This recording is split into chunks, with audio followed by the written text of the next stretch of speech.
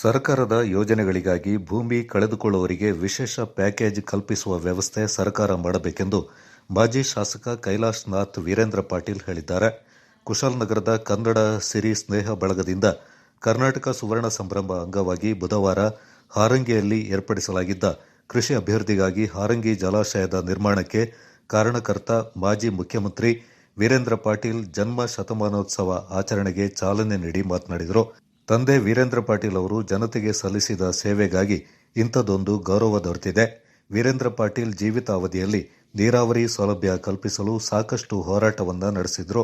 ಹೇಮಾವತಿ, ಆಲಮಟ್ಟಿ, ನಾರಾಯಣಪುರ ಅಣೆಕಟ್ಟೆ ನಿರ್ಮಾಣದ ಹಿಂದೆ ಕೂಡ ಶ್ರಮ ಹಾಕಿದ್ರು. ರೈತರಿಗೆ ನೀರು ಕೊಡೋ ತನಕ ಅಭಿವೃದ್ಧಿ ಆಗೋದಿಲ್ಲ ಅಂತ ಪಾಟೀಲ್ರು ನಂಬಿದ್ರು. ಹಾಗಾಗಿಯೇ ಸಣ್ಣ ಮತ್ತು ಮಧ್ಯಮ ನೀರಾವರಿಗೂ ಅವಕಾಶ ಮಾಡಿಕೊಟ್ರು ಎಂದರು.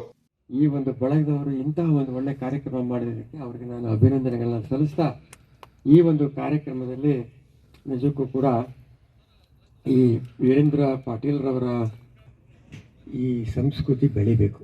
ಈ ರೀತಿಯಾದಂತಹ ಚಿರಸ್ಮರಣೆ ಮಾಡ್ತಕ್ಕಂಥ ಸಂಸ್ಕೃತಿ ನಮ್ಮಲ್ಲಿ ಬೆಳಿಬೇಕು, ಅದರಲ್ಲೂ ಯುವಕರಲ್ಲಿ ಬೆಳಿಬೇಕು. ನಾವು ಏನು ಮಾಡ್ತಾ ಇದ್ದೀವಿ ಯುವಕರಿಗೆ ಪ್ರತಿಯೊಂದು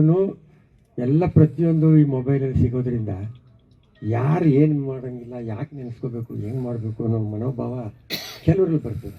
ಅದನ್ನು ನಾವು ಸರಿಪಡಿಸಿ ಈ ದೇಶ ಬೆಳಿಬೇಕು, ಈ ರಾಜ್ಯ ಬೆಳಿಬೇಕು, ಈ ನಾಡು ಬೆಳಿಬೇಕು, ಕೊಡಗು ಬೆಳಿಬೇಕು, ಪ್ರತಿಯೊಂದು ಜಿಲ್ಲೆನಲ್ಲೂ ಕೂಡ ಒಳ್ಳೆಯ ರೀತಿ ಬರಬೇಕು. ಯಾಕೆಂದರೆ ನಾವು ಯಾಕಿದೆ ಹೇಳ್ತೀನಿ ಅಂದರೆ, ಈ ಒಂದು ಭಾರತ ದೇಶದ ಸ್ವತಂತ್ರ ತಂದು ಕೊಟ್ಟಿದ್ದಕ್ಕೆ ಬಹಳಷ್ಟು ಸಾವಿರಾರು ಜನರು ಪ್ರಾಣತ್ಯಾಗ ಮಾಡಿದ್ದಾರೆ.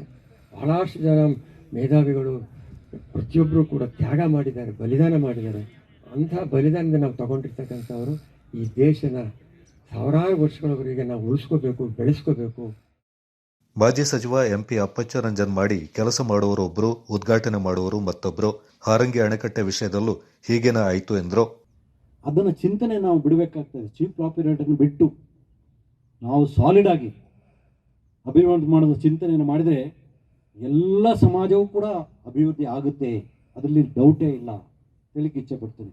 ಮ್ಯಾನ್ ಪವರ್ ನಮ್ಮ ದೇಶದಲ್ಲಿ 140 crores ಜನಸಂಖ್ಯೆ ಇದೆ.